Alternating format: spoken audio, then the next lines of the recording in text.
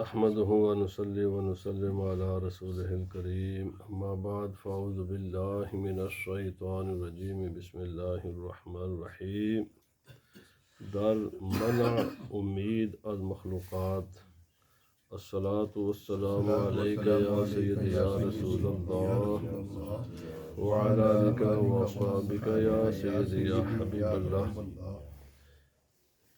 درس اخلاقیات میں آج اس کتاب کا آخری سبق ہے، آخری درس، اور اس کے بعد انشاءاللہ ایک نئی کتاب شروع کریں گے. یہ درس ہے کہ مخلوق سے امید کو روک لیا جائے. اس بیان میں ہے کہ مخلوق سے کوئی امید نہیں رکھنی. اس سے مراد یہ جو دنیا کے اسباب ہیں وہ ہیں،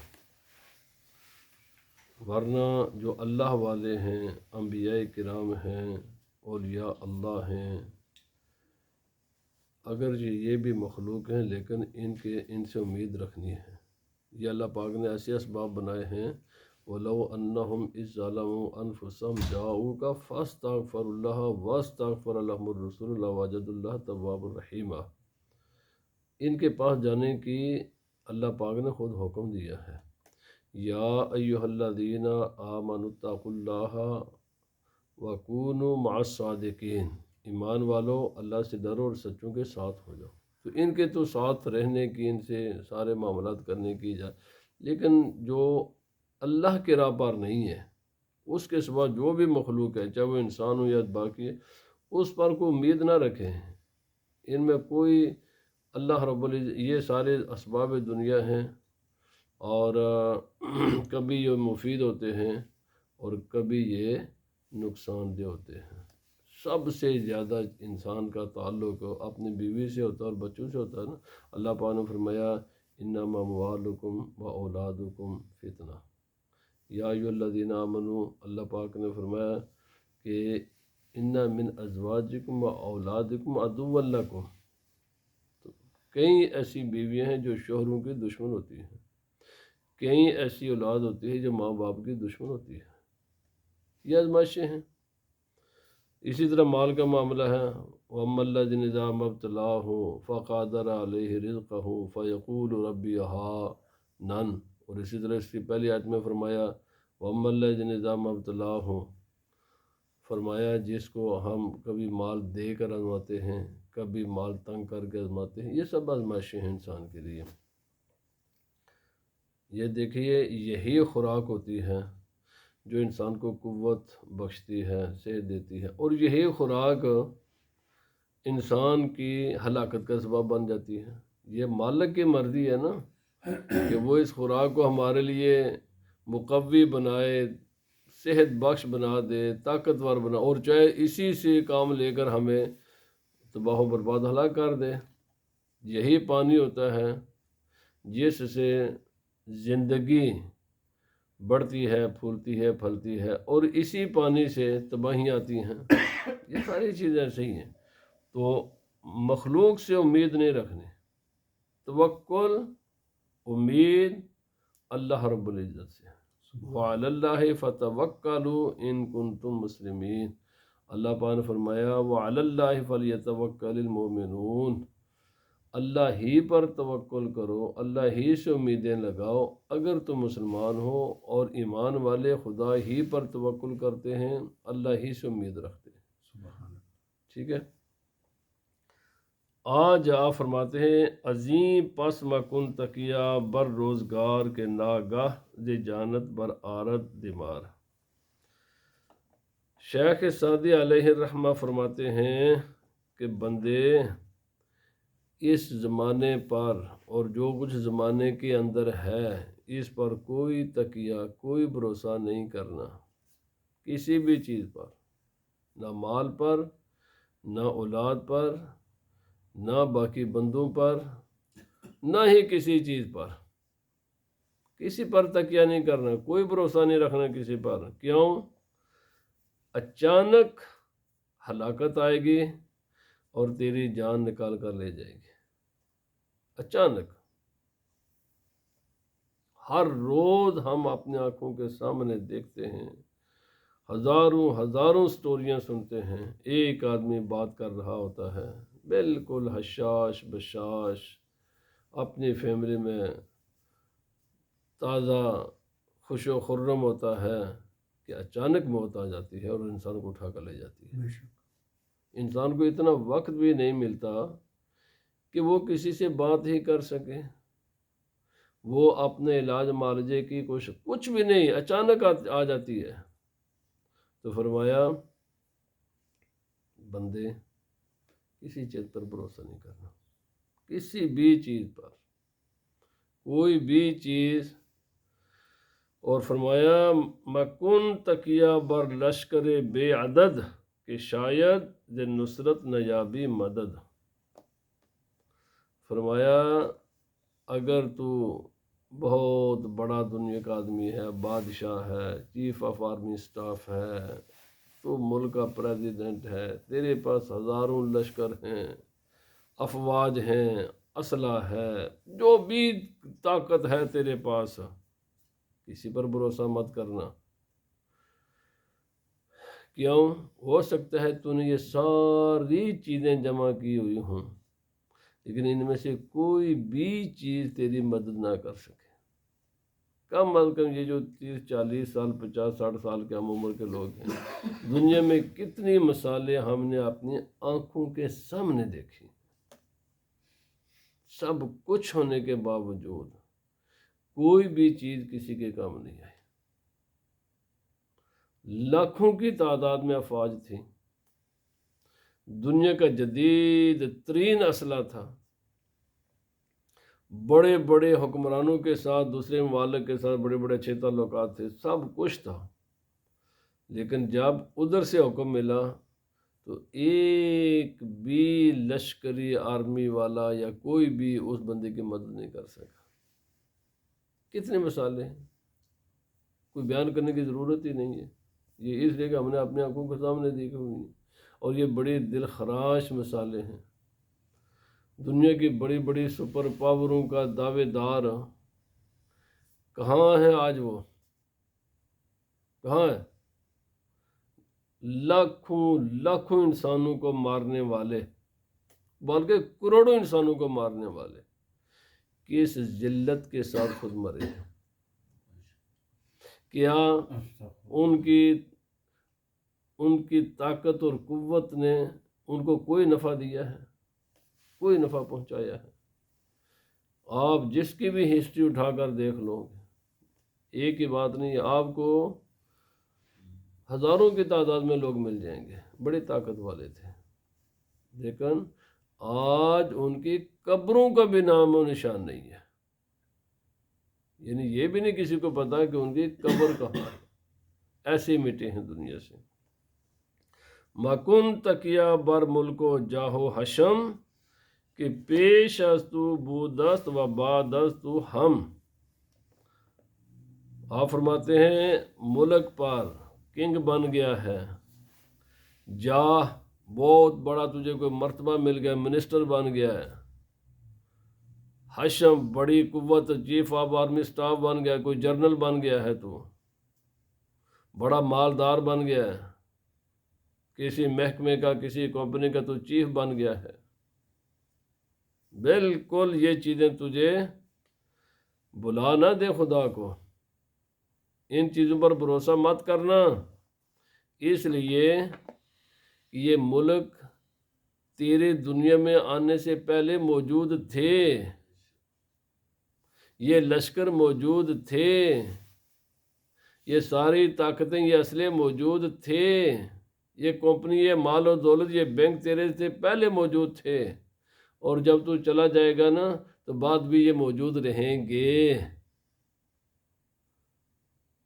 جاتا تو ہے، یہ اسی طرح رہتے ہیں، یہ خدا کی زمین ہے، یہ اسی طرح رہتی ہے، یہ خدا کی مخلوق، لاکھوں انسانوں کو مارنے والا انسان، ابھی ہماری اپنی زندگی میں عراق میں 18 لاکھ سے زائد کو قتل کرنے والا ہی کہاں ہے؟ 40 لاکھ سے زیادہ افغانیوں کو قتل کرنے والا کہاں ہے آج؟ تجھ سے پہلے بھی یہ دنیا ایسے ہی تھی، بعد میں بھی ایسے رہیں گے۔ عراق کے وہ مظلوم لوگ پہلے بھی موجود تھے، آج بھی ہیں، ذلیل وہی ہوا ہے ان کو قتل کرنے والا۔ اسی طرح باقی جہاں جہاں بھی کسی نے ظلم کیا ہے، مظلوم اللہ کی مخلوق ظالم سے پہلے بھی موجود تھے، ظالم کے بعد بھی۔ اب فرعون ہے، فرعون سے پہلے انسان موجود نہیں تھے؟ کیا فرعون ساری انسانیت کو ختم کر گیا؟ نہیں کر سکا۔ اللہ کے بندے سوچ، جس عدلیے کا تو چیف بنتا ہے نا، یہ عدلیہ تجھ سے پہلے بھی تھی، بعد میں بھی رہے گی۔ جس آرمی کا تو چیف بنتا ہے نا، یہ تجھ سے پہلے بھی ہے، بعد میں بھی رہے گی۔ جس ملک کا تو سربراہ بنتا ہے، یہ اس سے پہلے بھی تھا، بعد میں بھی رہے گا۔ جس کمپنی کا تو چیف بنتا ہے، یہ پہلے بھی بعد تو جاتا ہے۔ اللہ رب العزت کا نظام ایسے ہی چلتا رہتا ہے۔ چند دن کی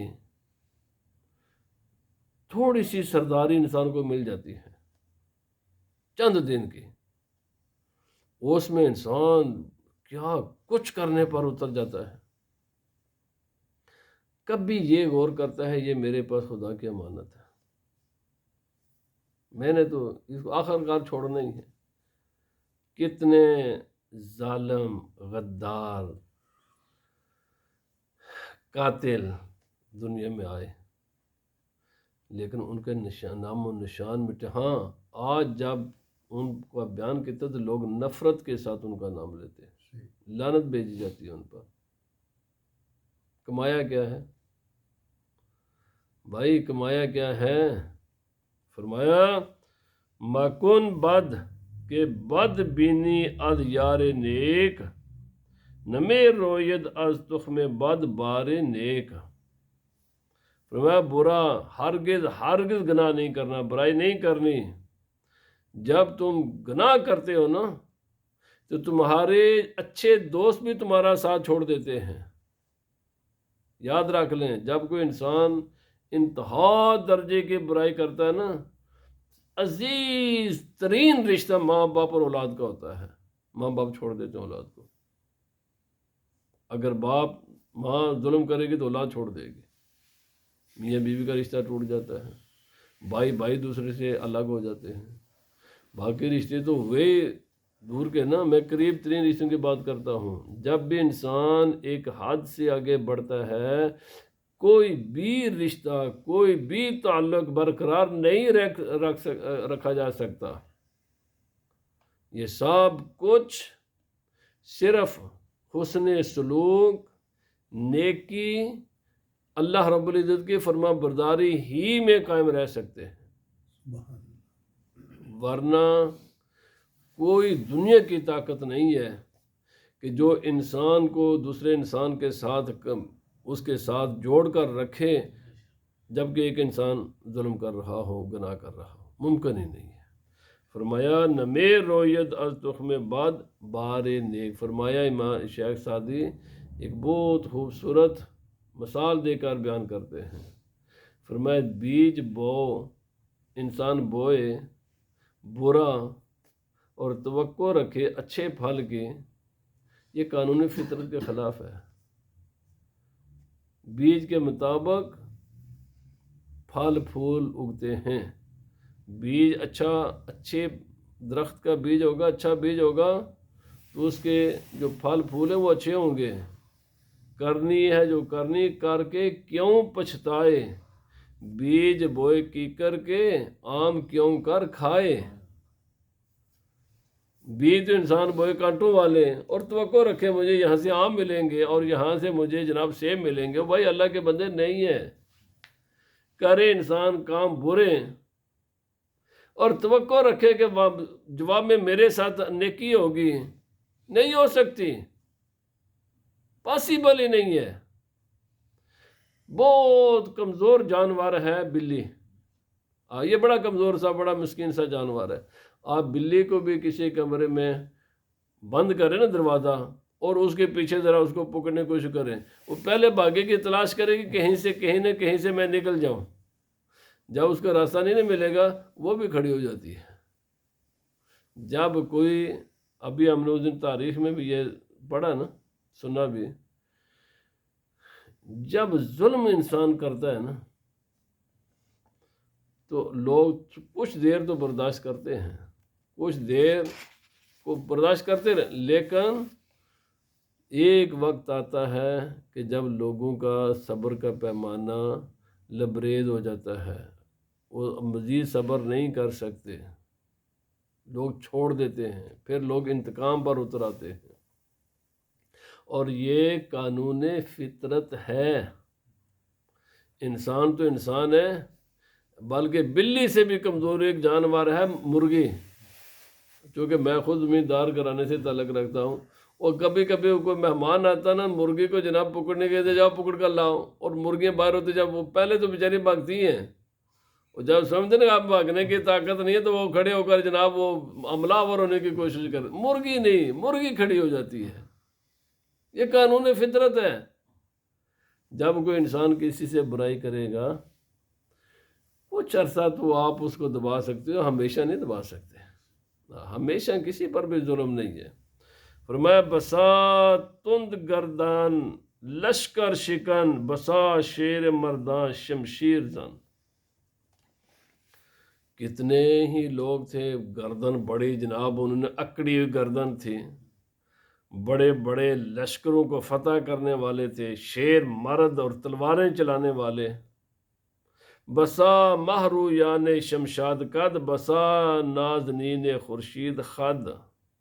کتنے ہی حسین و جمیل جن کا چہرہ سورج کی طرح، چاند کی طرح خوبصورت چہرہ تھا، اور سرو قد کی طرح جناب بڑے لمبے، ان کے قد و قامت کو دیکھیں تو انتہا درجے کے خوبصورت، چہروں کو دیکھیں تو چاند کے جیسے چمکنے والے چہرے، اور ایسی نازنین جن کے چہرے میں محسوس ہوتا ہے کہ آسمان کا سورج آ گیا ہے، اتنا خوبصورت چہرے۔ بسا مہرو جان نو خواستہ، بسا نو عروسان آراستہ۔ کتنے ہی وہ نوزائیدہ بچے جو بڑے پیارے لگتے ہیں، جن کا چہرہ بڑے ان میں معصومیت ہوتی ہے، جتنے خوبصورت ہوتے ہیں کہ انتہا درجے کے کیسی دلہنیں ہوتی ہیں کہ جیسے ان کو کتنا بنایا سنوارا جاتا ہے۔ آیا بچے کی خوبصورتی ہمیشہ برقرار رہتی ہے؟ آیا دلہن کی خوبصورتی ایسے ہی برقرار رہتی ہے؟ فرمایا بسا نامدار و بسا کامگار، بسا سروے قد و بسا گلے ازار۔ کتنے ہی لوگ ہیں شہرت کی بلندیوں پر پہنچے ہوتے ہیں، دنیا میں ان کا نام کا ڈنکا بج رہا ہوتا ہے، اور کتنے ہی لوگ ہیں سمجھتے ہیں کہ ہم بڑے کامیاب و کامران ہیں، اور کیسے لوگ ہیں کہ جو گلاب کی پنکھڑیوں جیسے خوبصورت ہوتے ہیں، خوبصورت ہیں، قد کو دیکھیں، شکل کو دیکھیں، کلر کو دیکھیں، خد و خال کو دیکھیں، ان کے سڈول جسم کو دیکھیں، کتنا خوبصورت ہوتے ہیں۔ کر دند پیراہن عمر چاک، کشی دند سر در گریبان خاک۔ کچھ بھی نہیں ہوا، نہیں کیا کچھ بھی، پھر بھی فرمایا ان کے خوبصورت چہروں کو جو عمر ہے نا کیسا بدلا دیتی ہے، وقت کے ساتھ ہی وہ خوبصورتوں کا وہی بوڑھی جو نوجوان خاتون ہوتی ہے، جس کے ہزاروں جن کے بار لوگ جان دینے کے لیے تیار ہوتے ہیں، جب بوڑھیاں ہوتی ہیں تو ان کو کوئی دیکھنے کا روادار بھی نہیں ہے۔ کون ہے؟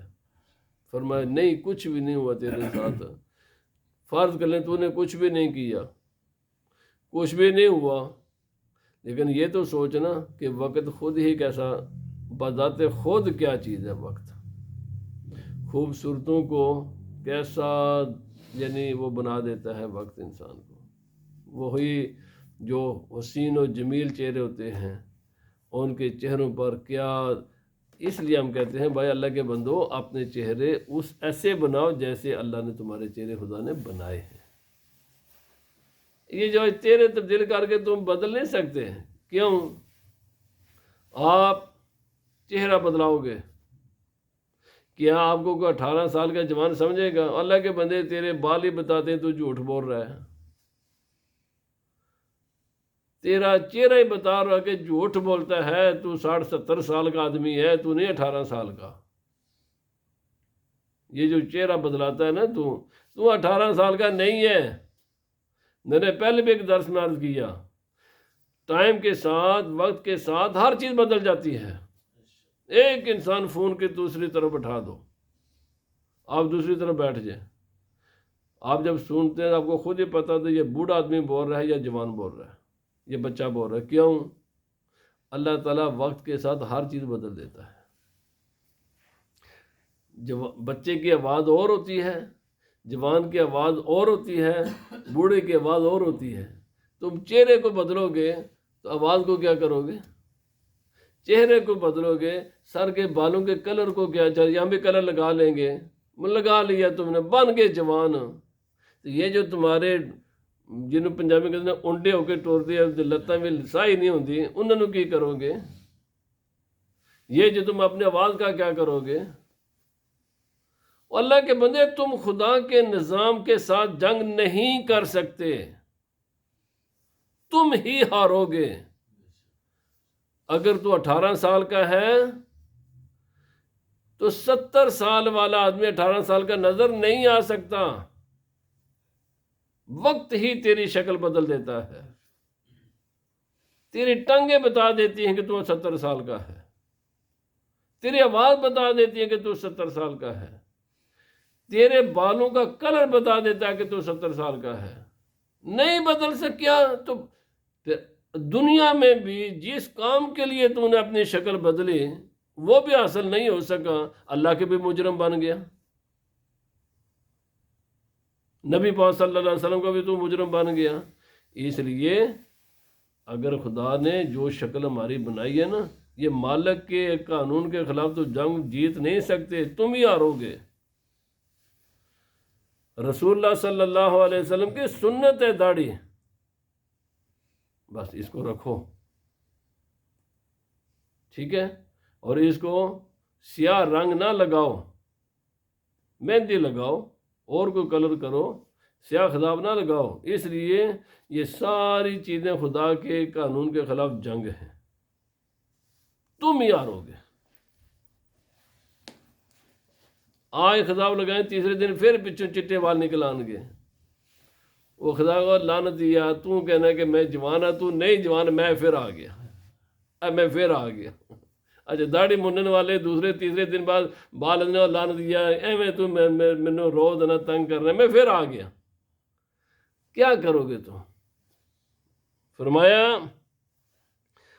کشیدن سر درے گریبان خاک، مان بھی لی ساری باتیں، مان بھی لی ساری باتیں. فرمایا پھر کیا ہوگا؟ تیرا اس کو گھسیٹ کر یہ وقت تجھے قبر میں پھینک دے گا. بچے گا، بچے گا، کیا کر سکتا ہے تو؟ تیرے اپنے اختیار میں ہے کوئی چیز؟ اور جب نبی پاک صلی اللہ علیہ وسلم کی شفاعت چاہتے ہو تو وہاں چہرہ بھی نبی پاک صلی اللہ علیہ وسلم والا لے کر جاؤ. کتنے لوگ ہیں، کتنے لوگ ہیں میں جن کو کہتا رہا داڑھی رکھو، داڑھی رکھو، نہیں رکھی، اچانک موت آئی ہے. یہ تو میں ان کے لیے پھر بھی دعا کرتا رہتا ہوں، یا اللہ پاک، میں نے ان کو بہت سمجھایا تھا کہ داڑھی رکھ لو، نہیں رکھی انہوں نے. جی ہم ابھی جوان، ایک بندہ سی یہاں ہی، میں کسی کا اللہ ان کے مغفرت میں دنیا سے چلے گئے. اب یہ اچانک پتہ چلا کہ جناب ہاسپٹل میں سرکار، اچھا دعا کرتے رہے، پتہ چلا کہ آپ سرکار قبر میں ہیں.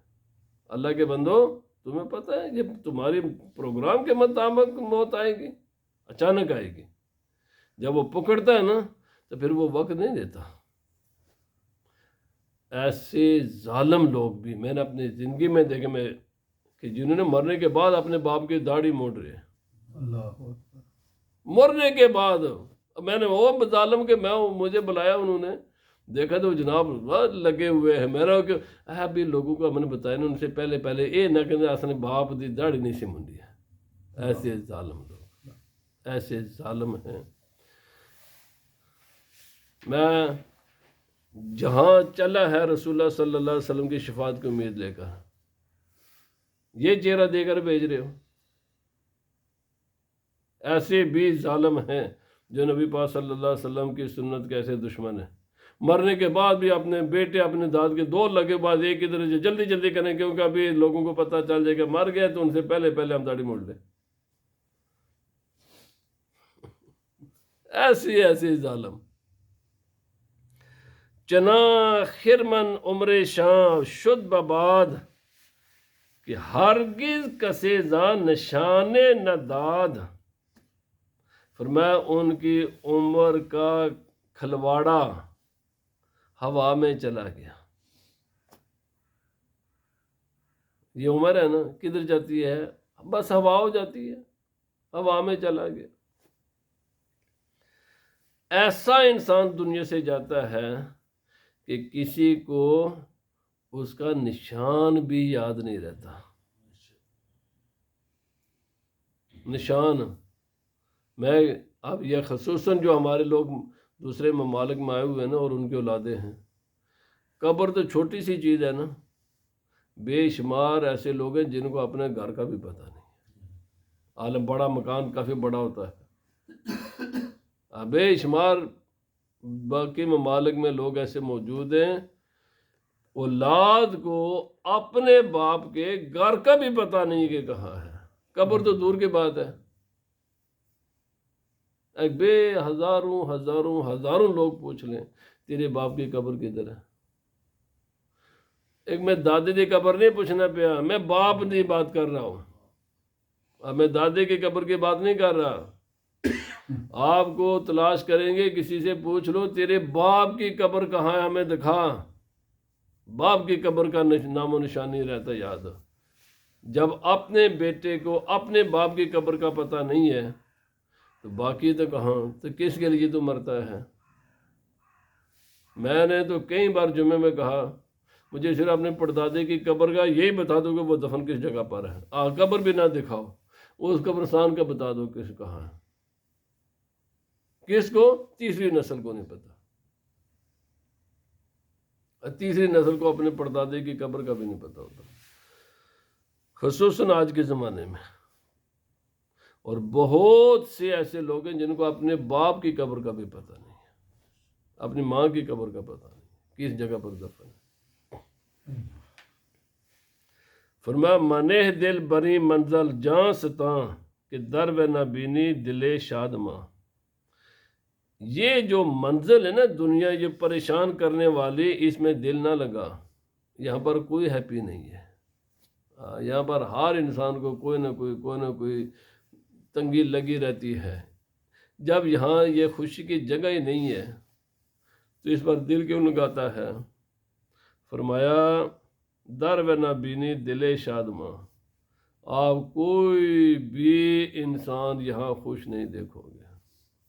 وقت تھوڑا میں عرض کروں، اور کسی نے کوئی گئے نا آج میں دنیا کا سب سے بڑا پریشان انسان ہوں، تو کسی بزرگوں کے پاس گیا تو بزرگ کیونکہ جانتے تھے بھائی یہ دنیا میں تو خوشی کا گھر ہے نہیں ہے، تو انہوں نے کہا تجھے میں ایسا تعویذ دوں گا کہ کبھی تو زندگی میں پریشان نہیں ہوگا، لیکن اس تعویذ کو لکھنے کی ایک شرط ہے کہ ایسے پانی سے لکھا جائے گا کہ اس گھر سے پانی آئے کہ جس گھر میں کوئی پریشانی نہیں ہو، ہیپی لائف، ہیپی فیملی سے پانی لے کر آؤ۔ جہاں سے بھی پانی مانگے یہ پوچھ لینا بھائی تمہارے گھر میں کوئی پریشانی تو نہیں ہے۔ وہ گیا تلاش کرتا رہا عرصہ دراز تک، جہاں سے بھی پوچھتا جی پانی چاہیے، جناب لے جاؤ پانی، لیکن بھائی ایک شرط ہے کہ آپ کے گھر میں کوئی پریشانی تو نہیں ہے۔ وہ سارا شہر پھر آیا تو دیکھا کہ جناب کوئی بات نہیں ہے، ہر گھر والے کہتے ہیں کہ ہمیں بھی پریشانی ہے۔ تو آخر دیکھا کہ ایک جگہ بڑا نوجوان ہے اور اس کے ارد گرد کچھ بیٹھے ہوئے ہیں، اور یہ بھی بیٹھے تھے، انہیں پوچھا کدھر آئے ہو؟ اس نے کہا جناب بڑا پورا شہر پھر چکا ہوں، مجھے پانی گلاس ایک چاہیے۔ انہوں نے کہا لے جاؤ پانی۔ اس نے کہا نہیں پانی لینے سے پہلے میں نے کہا میرا کام یہاں ٹھیک ہوگا، تم بتاؤ تم کون ہو، اور تم سے زیادہ کوئی ہیپی انسان مجھے نظر نہیں آیا، تم سے زیادہ خوش انسان مجھے نظر نہیں آیا۔ تو اس نے کہا میں اپنی حقیقت بتاؤں گا پر الگ، ان کے سامنے نہیں بتا سکتا. بلایا اللہ کو بتایا. اس نے پھر جب اپنی سٹوری سنائی نا تو پتہ چلا کہ دنیا میں اس سے زیادہ غمگین کو ہے ہی نہیں ہے. میں وہ یہاں بتانا نہیں چاہتا، لکھا ہوا ہے وہ اس کی کیا غم تھا. وہ بادشاہ کے بیٹا تھا. عشق میں آ کر اس کے ایسا فیصلہ کر دیا کہ جس کی وجہ سے اس کے بادشاہی چلی گئی. کہنے کا مقصد یہ بھائی، یہ دنیا خوشی کی جگہ نہیں ہے، یہ پریشانی کی جگہ ہے. جب ایک چیز خدا تعالی نے اس دنیا میں رکھی ہی نہیں ہے تو تلاش کس چیز کی ہے؟ ہاں، اس دنیا میں خوشی صرف ایک انسان کو نصیب ہوتی ہے. الا بذکر اللہ تطمئن القلوب. جو انسان خدا تعالیٰ کو کثرت کے ساتھ یاد کرے. بس جس انسان نے اپنی زندگی اللہ کے ذکر میں لگا دی، الا ان اولیاء اللہ لا خوف علیہم ولا هم یحزنون. جو زندگی کا مقصد خدا کی ذات کو بنا لیں، خدا کا قرب بنا لیں، پھر انہیں دنیا اگر پریشانیاں آتی بھی ہیں تو ان پریشانیوں کو وہ پریشانی سمجھتے ہی نہیں ہیں. باقی رہ گیا نہ دولت سے، نہ دنیا سے، نہ گھر آباد کرنے سے. مسرت دل کو ملتی ہے خدا کو یاد کرنے سے. یہ دولت گار بار یہ کوئی خوشی کی چیزیں نہیں ہیں، اصل خدا کی یاد ہے. اور فرمایا منہ دل بری کاخ خرم ہوا کہ میں بارد از آسمانش بلا.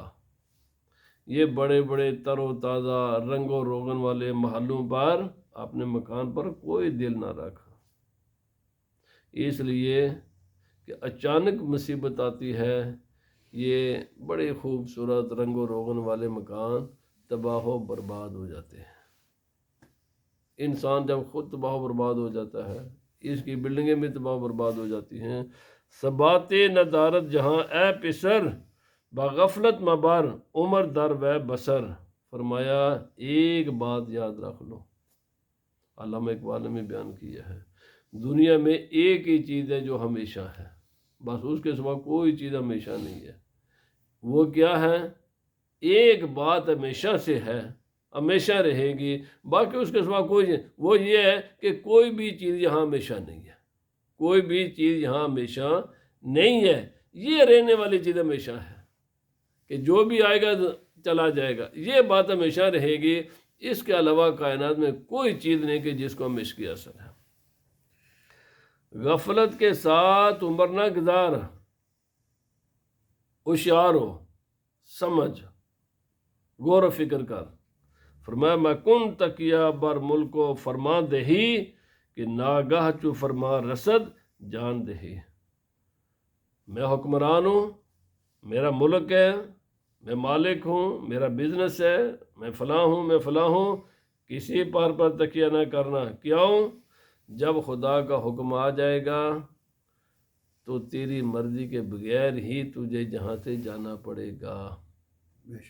جب زبان بند ہوتی ہے نا، تو میں نے کہا چند روز پیشتر پڑھ رہا تھا، فرشتہ آتا ہے رزق کا، کہتا ہے بندے میں نے یہ زبان بند کیوں ہوتی ہے؟ پتہ کیوں ہوتی ہے؟ انسان پھر بول نہیں سکتا، اس کے بعد مرنے سے پہلے زبان بند ہو جاتی ہے. فرمایا فرشتہ آ کے کان میں کہتا ہے میں ساری دنیا چھان آیا ہوں، میں نے تیری قسمت میں ایک بھی دانہ اب باقی نہیں دیکھا. اب تیرا دانہ پانی ختم ہو چکے. یہی حال پانی والا کہتا ہے، یہی حال آ کے ہوا والا کہتا ہے. سارے فرشتے جب چاروں فرشتے آ کر بندے کو خبر دیتے ہیں، اچھا دانہ بھی مک گیا، پانی بھی مک گیا، ہوا بھی مک گئی، تو بندے کا پھر وہ زبان بھی فرما. اب بولنے والا کہتا ہے میں نے اب مزید جو تو نے باتیں کرنی تھی کر لی، اب تجھے بولنے کی اجازت نہیں. پر وہ زبان اس لیے بند ہوتی ہے کہ فرشتہ کہتے ہیں تینے جتنی باتیں کرنے کی اللہ نے تیرے لیے مقدر میں لکھی ہوئی تھی اب وہ بند ہو چکا ہے سلسلہ. مرتا انسان بعد میں ہے، زبان انسان کے پہلے بند ہو جاتی ہے.